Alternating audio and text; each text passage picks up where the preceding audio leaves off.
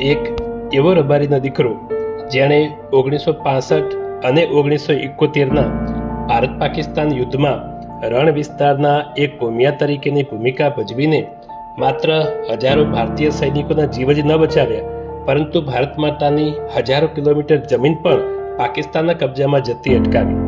ભારત પાકિસ્તાનના યુદ્ધના અસલી હીરો એવા દેશના એકમાત્ર ફિલ્ડ માર્શલ સામ માણેકશા 94 વર્ષની ઉંમરે 2008માં જ્યારે તમિલનાડુની એક હોસ્પિટલમાં જિંદગીની અંતિમ પળો જીવી રહ્યા હતા, ત્યારે તેમના મુખ ઉપર એક જ નામ હતું, પગી.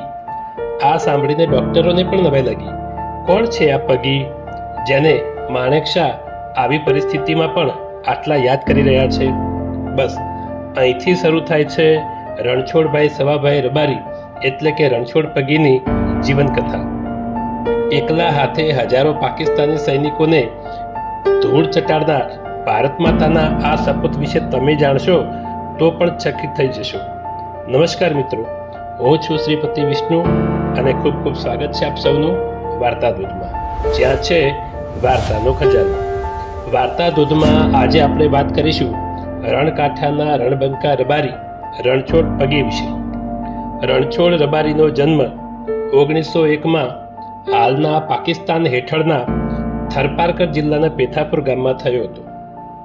300 એકર જેટલી વિશાળ જમીન અને હજારો ઘેટા બકરાની સાથે અનેક ગાયો અને ઊંટના માલિક એવા રણછોડ પગી ભારત પાકિસ્તાનના ભાગલા પછી બધું જ મૂકીને ભારત માતાના ખોળે આવીને વસ્યા હતા. પાકિસ્તાનમાં મોટી મિલકત છોડીને મામાના ગામ લીંબોળા આવીને વસેલા રણછોડભાઈની આર્થિક સ્થિતિ અહીં નબળી હતી, પણ ભગવાને રબારીના આ દીકરાને જુદી જ માટીનો ઘડ્યો હતો. તેની અંદર એક વિશિષ્ટ કળા હતી. કોઈનું પણ પગેરું શોધી કાઢવાની આગવી કોઠાસૂઝ તેની અંદર પડેલી હતી.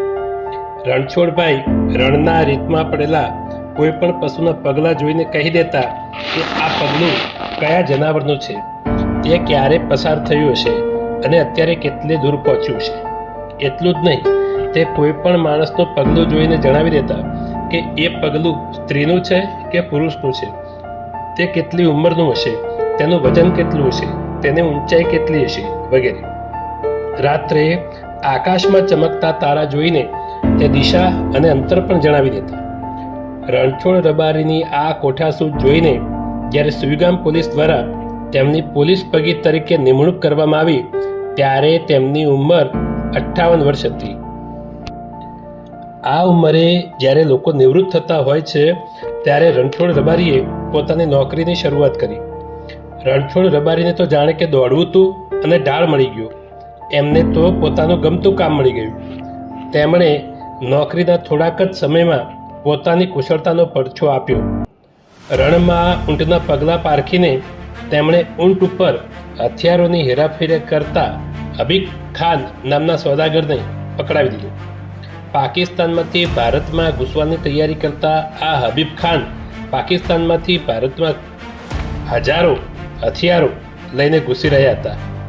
લાખો રૂપિયાના હથિયારોની ભાળ મેળવી આપનાર આ પગીનો પગાર હતો માત્ર 500 રૂપિયા. રણછોડ પગી જ્યાં પોલીસ પગી તરીકે નોકરી કરતા હતા, તે વિસ્તાર બનાસકાંઠાનો સુઈગામ પંથક હતો, જે ભારત પાકિસ્તાનની બોર્ડર સાથે જોડાયેલો હતો. જ્યારે રણછોડ પગીના આવા પરાક્રમની વાત ભારતના લશ્કરી વડા સામ માણેકશા સુધી પહોંચી, ત્યારે તેમને લાગ્યું કે આ માણસ પોલીસમાં નહીં પણ સેનામાં હોવો જોઈએ. 1965ના ભારત પાકિસ્તાન યુદ્ધમાં રણછોડ પગીએ ફિલ્ડ માર્શલના આ નિર્ણયને સાચો સાબિત કરી બતાવ્યો. યુદ્ધ દરમિયાન જ્યારે પાકિસ્તાની સેનાએ ભારતના કચ્છ વિસ્તારના ઘણા ગામો પર પોતાનો કબજો કરી લીધો, ત્યારે રણછોડ પગીએ ગુપ્ત વેશે આ ગામોમાં ફરીને પાકિસ્તાની સૈન્યની સઘળી માહિતી લઈ ભારતીય સેનાને આપી, જેના આધારે ભારતીય સેનાએ પોતાની રણનીતિ બનાવી અને હુમલો કરી આ ગામોનો કબજો પાછો મેળવ્યો. યુદ્ધની એક પરિસ્થિતિમાં પાકિસ્તાને ભારતના વિઘાકોટ પોસ્ટ ઉપર પોતાનો કબજો કરી લીધો હતો. મદદ માટે આવનારી બીજી ભારતીય સેના પાકિસ્તાની સેનાથી બચીને રણના રસ્તે થઈ અને 3 દિવસમાં પહોંચે એ જરૂરી હતું. તેમના માટે રસ્તો અજાણ્યો અને ભૂલ ભૂલામણીવાળો હતો. ત્યારે રણના ભોમિયા એવા રણછોડ પગીએ પોતાની કુશળતા બતાવી ભારતીય સેનાની આ ટુકડીને દુશ્મનોની નજરથી બચાવીને રણના રસ્તે ગુપ્ત રીતે સમયસર વિઘાકોટ પોસ્ટ પર પહોંચાડી દીધી. ત્યાર પછી 1971ના ભારત પાકિસ્તાન યુદ્ધમાં પણ રણછોડ પગીએ પોતાનું પાણી બતાવ્યું.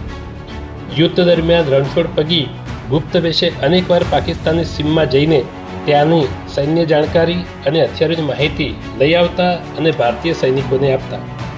પોતાની કોઠાસૂઝથી તેમણે રણના બંકરોમાં છુપાઈને બેઠેલા 1200 જેટલા પાકિસ્તાની સૈનિકોને ભારતીય સેનાના હાથે પકડાવ્યા હતા.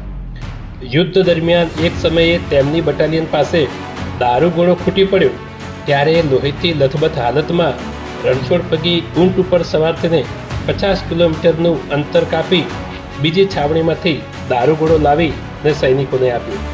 કહેવાય છે કે યુદ્ધ દરમિયાન રણછોડ પગી જે બટાલિયનમાં સામેલ હતા ત્યાં પોતાની કુશળતા અને રણનીતિથી એ બટાલિયનના એક પણ સૈનિકને શહીદ થવા દીધો ન હતો.